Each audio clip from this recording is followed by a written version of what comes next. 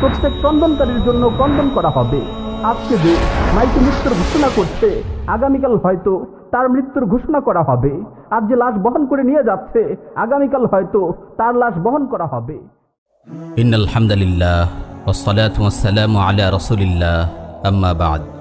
প্রিয় ভাই ও বোনেরা, আমি আজকের এই আলোচনার মাধ্যমে গুনাহ করতে করতে ধ্বংসের দ্বারপ্রান্তে পৌঁছে যাওয়া হৃদয়গুলোকে ধ্বংসস্তূপ থেকে তুলে আনতে চাই। বিভ্রান্তি আর কুপ্রবৃত্তিতে ডুবে থাকা অন্তরগুলোকে সতর্ক করতে চাই। আমি চাই আমার এই নসিহার মাধ্যমে নেককার লোকেরা তাদের নেককা জাড়ও বাড়িয়ে দিক, আর উদাসীন ব্যক্তিরা মৃত্যুর আগেই সতর্ক হোক। কবরে যে আক্ষেপ করার আগে দুনিয়াতেই তাদের বিবেক জাগ্রত হোক। আমার এই আলোচনা শুনে তারা আল্লাহর দিকে ফিরে আসুক। প্রিয় উপস্থিতি, আমাদের আত্মাগুলোকে জাগ্রত করার জন্য এবং উদাসীনতা থেকে মুক্ত করার জন্য মৃত্যুর স্মরণ অত্যন্ত কার্যকরী ভূমিকা রাখে। রাসূল সাল্লাল্লাহু আলাইহি ওয়াসাল্লাম ইরশাদ করেন, আকসিরু যিকরা হাযিমিল লাযযাতি আল মাউত। তোমরা দুনিয়ার স্বাদ বিনষ্টকারী মৃত্যুকে অধিক পরিমাণে স্মরণ করো। একজন দুনিয়াবিমুখ আলিমকে জিজ্ঞেস করা হলো যে সর্বোৎকৃষ্ট ও পরিপূর্ণ নসিহত কি? তিনি বললেন, মৃত্যুর স্থানের দিকে তাকানো, মৃত্যুকে সর্বদা স্মরণ রাখা, কবর জিয়ারত করা, জানাজায় উপস্থিত হওয়া, মৃত্যু যন্ত্রণায় ভুগছে এমন কাউকে দেখতে যাওয়া, মৃত্যু যন্ত্রণা নিয়ে চিন্তা করা এবং কেউ মারা যাওয়ার পর তার কথা মনে পড়া। এগুলো তার অন্তর থেকে দুনিয়ার স্বাদ দূর হয়ে যায়। পার্থিব জীবনের ভোগ বিলাসের প্রতি মনে অনাগ্রহ সৃষ্টি হয়। যে ব্যক্তি মৃত্যুর প্রস্তুতি নিয়েছে সেই আমল বাড়িয়ে দিয়েছে এবং আশা আকাঙ্ক্ষা কমিয়ে দিয়েছে। আল্লামা লুবাইদি রাহিমাহুল্লাহ বলেন, আমি আবু ইসাককে তার জীবদ্দশায় দেখতাম তিনি সব সময় একখণ্ড কাগজ বের করে তা পড়তেন। যখন তিনি মারা গেলেন তখন আমি দেখলাম সেই কাগজটিতে লেখা আছে, তুমি তোমার আমলকে সুন্দর করো, কারণ তোমার সময় ঘনিয়ে এসেছে। প্রিয় ভাই ও বোনেরা, আমাদের এই জীবন তো খুব দ্রুতই চলে যাচ্ছে, কিন্তু অধিকাংশ মানুষ উদাসীনতার মাঝে ডুবে আছে। প্রতিদিনই পৃথিবীতে কেউ আসে, আবার কেউ পরপারে পাড়ি জমায়। এটাই নিয়ম। প্রতিদিন কত প্রিয়জনকে আমাদের চোখের সামনে বিদায় দেয়া হচ্ছে, অতঃপর জমিন তাদের গিলে ফেলছে। এত কিছু দেখার পরও আমরা গাফেল হয়ে দিন অতিবাহিত করছি। মৃত্যু আসার আগে আমরা কেউই সতর্ক হচ্ছি না। মনে রাখবেন, এই দুনিয়ার জীবন খুবই সংকীর্ণ, সীমাবদ্ধ। নির্দিষ্ট সময় অতিবাহিত হয়ে গেলে তাতে সমাপ্তি আসবেই। ভালো খারাপ সকলেই মৃত্যুর স্বাদ আস্বাদন করবে। সৎকর্মশীল মুত্তাকী ব্যক্তিকে যেমন দুনিয়া থেকে বিদায় নিতে হবে, অসৎকর্মশীল পাপিষ্ঠ ব্যক্তিকেও এই ইহকাল ত্যাগ করতে হবে। বীর মুজাহিদরা যেমন ইন্তেকাল করবে, পিছনে পড়ে থাকা ভীতু কাপুরুষ লোকেরাও দুনিয়া ছেড়ে চলে যাবে। সেসব মহামান্বিত ব্যক্তিরাও মৃত্যুবরণ করবেন যারা দুনিয়াতে পরকালের পাথে অর্জন করেছেন। সেসব লুভিরাও মারা যাবে যারা দুনিয়ার জীবনকে কেবল উপভোগই করেছে। আল্লাহ তাআলা ইরশাদ করেন, কুল্লু মান আলাইহা ফান। দুনিয়াতে যারা আছে সকলেই ধ্বংসশীল। তিনি আরো বলেন, কুল্লু নাফসিন যায়িকাতুল মাউত। প্রত্যেক প্রাণীকেই মৃত্যুর স্বাদ আস্বাদন করতে হবে। সুতরাং অবশ্যই আপনাকে মৃত্যুবরণ করতে হবে। হ্যাঁ, অবশ্যই মৃত্যুবরণ করতে হবে। এটা এমন এক বাস্তবতা যা থেকে আমরা প্রতিনিয়ত পালিয়ে বেড়াই, অথচ এর থেকে পালায়ন করে আজ পর্যন্ত কেউ বাঁচতে পারেনি। আল্লাহ তাআলা বলেন, ওয়াজাআত সাকরাতুল মাউতি বিল হক যালিকা মা কুনতা মিনহু তাহিদ। আর সত্যিকার অর্থেই মৃত্যু যন্ত্রণা উপস্থিত হবে, আর এর থেকেই তোমরা অব্যাহতি চাইতে। মৃত্যু এমন এক কঠিন বাস্তবতা যার কাছে কোনো প্রতাপশালীর দাপট চলে না। অবাধ্য ব্যক্তির অবাধ্যতা তার কাছে মূল্যহীন। সীমালঙ্ঘনকারীর সীমালঙ্ঘনকে সে কোনো পরোয়া করে না।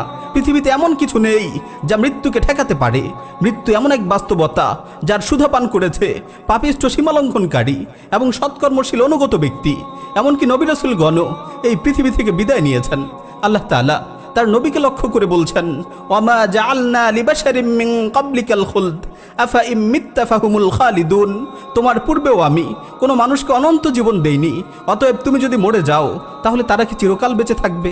এই মৃত্যু এমন এক বাস্তবতা যা প্রতিনিয়ত সব জায়গায় সবার কর্ণকুহরে ঘোষণা করে যাচ্ছে, বিবেকের দরজায় কড়া নেড়ে যাচ্ছে এবং প্রত্যেক জীবিত মানুষের কাছে এই বার্তা পাঠাচ্ছে, কুল্লু শাইইন হালিকুন ইল্লা ওয়াজহা।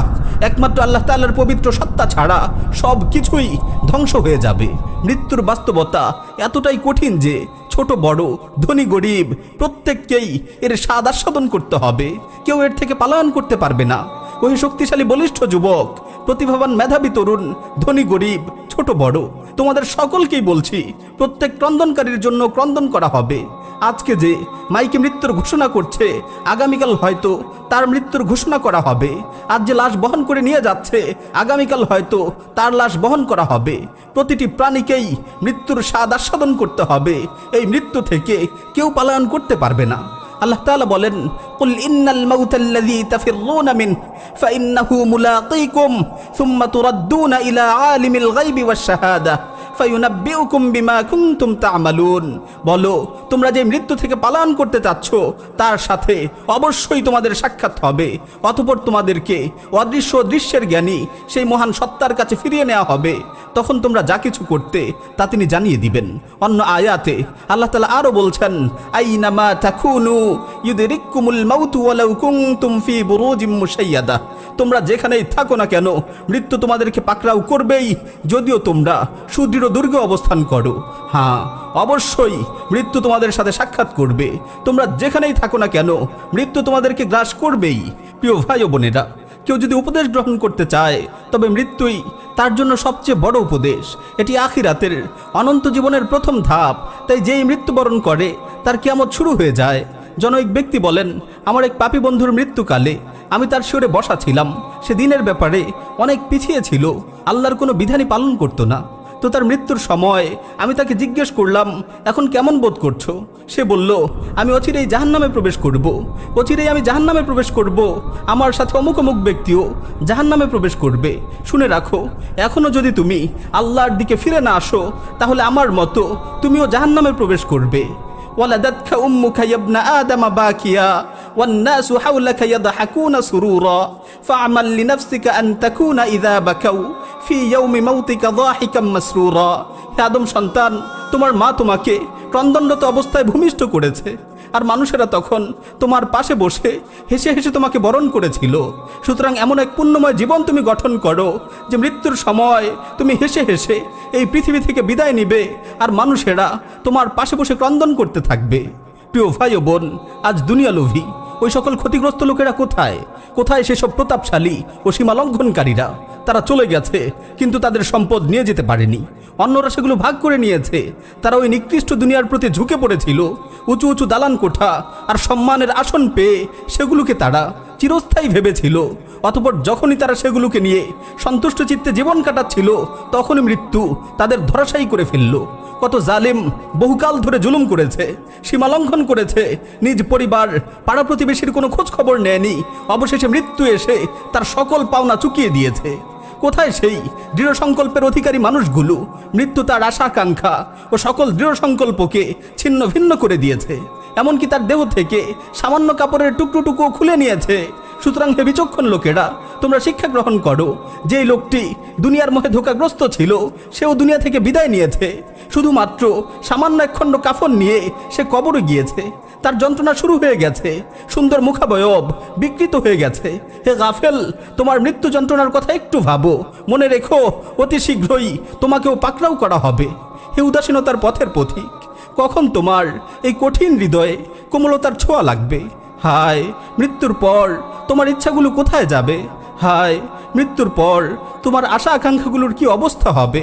হে অজ্ঞতায় সন্তুষ্ট হয়ে থাকা নির্বোধ, কখন তুমি দুনিয়াকে আখিরাতের বিনিময়ে বিক্রি করে দেবে? আল্লাহ তার প্রতি রহম করুন যে সতর্ক হয়েছে এবং প্রস্তুতি নিয়েছে। আল্লাহ তার প্রতি রহম করুন যে সতর্ক হয়েছে এবং প্রস্তুতি নিয়েছে। প্রিয় ভাই ও বোন, আজ কোথায় হারিয়ে গেল সেই সব বন্ধু বান্ধবেরা?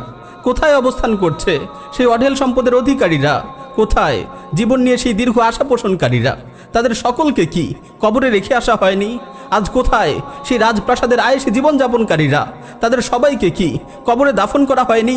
হায় আফসোস, যদি তুমি জানতে, যদি তুমি বুঝতে যে কবরে তাদের দিনগুলো কেমন অতিবাহিত হচ্ছে। কবরে পচে গলে তাদের শরীর থেকে পুজ প্রবাহিত হচ্ছে। তারা প্রতিনিয়ত নিত্য নতুন শাস্তির শিকার হচ্ছে। তাদের প্রিয় মানুষগুলো তাদের ছেড়ে চলে গেছে।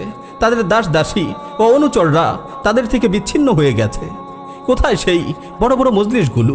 কোথায় সেই নিষ্কলুষ আরামায়েশী জীবনগুলো? হ্যাঁ, আল্লাহর কসম, তারা তাদের কৃতকর্ম সহকারে আজ ইহকাল ত্যাগ করে পরপারের পথিক হয়ে গেছে। কারো অনুশোচনা তাদেরকে বাঁচাতে পারেনি, কেউ কোনো উপকারও করতে পারেনি। কোথায় সেই মহামান্বিত উচ্চ মনোবলের অধিকারী মহাপুরুষরা? কোথায় মৃত্যুর জন্য সার্বক্ষণিক প্রস্তুতি নিয়ে রাখা পবিত্র আত্মাগুলো? কোথায় মৃত্যুর ভয়ে প্রকম্পিত সেই মানুষগুলো?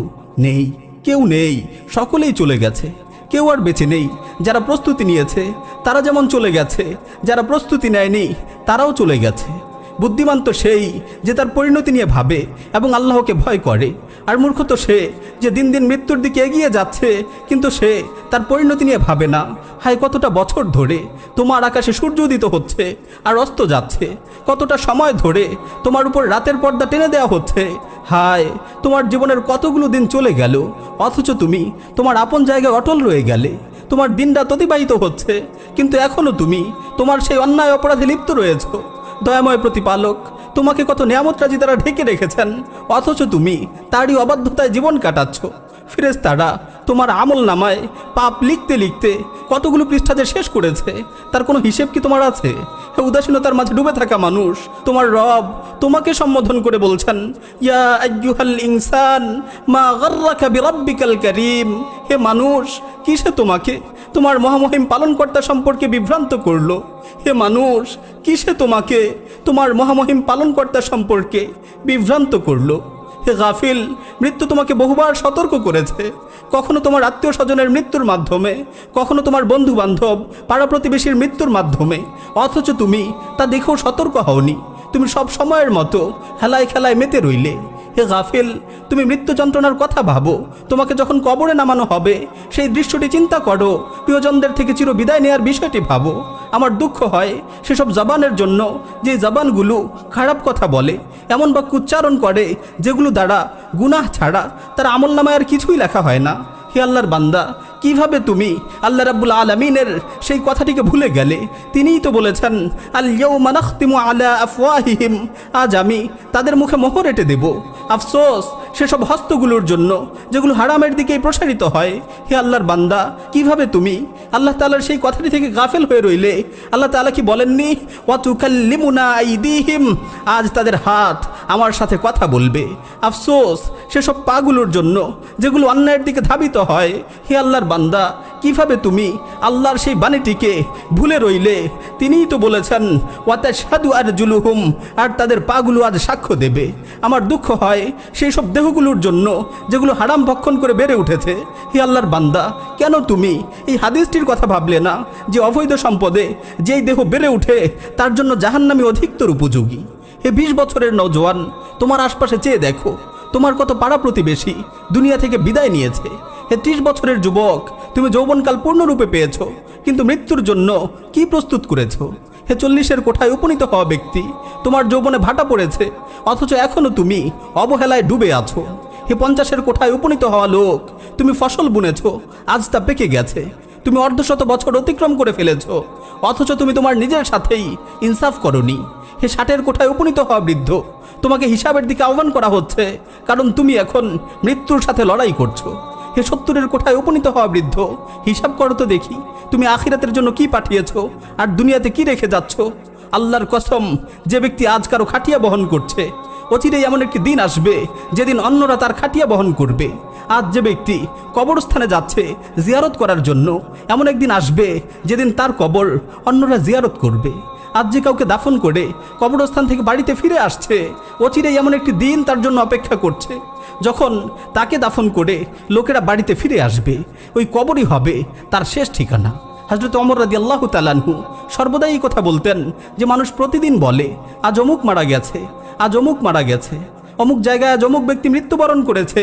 অচিরেই এমন একটি দিন আসবে যখন মানুষ বলতে থাকবে, আজ ওমর মারা গেছে। অবশেষে ঠিকই সেই দিনটি চলে এলো যেদিন ওমর রাদিয়াল্লাহু তাআলা আনহু ইন্তেকাল করেছেন। প্রিয় ভাই, একদিন মসজিদের মিনার থেকে আমাদের মৃত্যুর সংবাদও ভেসে আসবে। লোকে বলবে, আজ অমুক মৃত্যুবরণ করেছে, কিন্তু সেই মৃত্যুর জন্য আমাদের কি কোনো প্রস্তুতি রয়েছে? একদিন কাঁধে বহন করে আমাদের কবরে রেখে আসা হবে, কিন্তু সেই অন্ধকার কবরের জন্য, সেই অন্তিম সফরের জন্য আমরা কি কিছু প্রস্তুত করেছি? জনৈক লোক তার এক মৃত আত্মীয়কে স্বপ্নে দেখল। সে তাকে স্বপ্নে জিজ্ঞেস করলো যে তুমি কেমন আছো? সে উত্তরে বলল, একটি বিষয় আমি খুব অনুতপ্ত, তা হলো আমি সব কিছু জানতাম কিন্তু আমল করতাম না। তোমরাও জানো কিন্তু আমল করো না। আল্লাহর কসম, একটি বা দুটি মাত্র তাসবিহ অথবা 1 বা 2 রাকাত নামাজ আমাদের আমল নামায় দুনিয়া এবং দুনিয়াতে যা আছে সব কিছু থেকেও অনেক দামি। হে প্রিয় ভাই ও বোন, কোথায় এত সব ওয়াজ নসিহতের প্রভাব, কোথায় পবিত্র কালামুল্লার প্রভাব? আমাদের অন্তরে তো এত সব নসিহত আয়াত হাদিসের কোনো প্রভাবই পড়ে না। আমাদের জীবনে পবিত্র কোরআন কোনো প্রভাবই সৃষ্টি করে না। আসুন একটু মনোযোগ দিয়ে আল্লাহর এই আয়াতটি শুনি। আল্লাহ তাআলা বলছেন, আফারাআইতা ইন মাত্তা'নাহুম সিনিন সুম্মা জাআহুম মা কানু ইউআদুন মা আগনা আনহুম মা কানু ইউমাত্তাউন।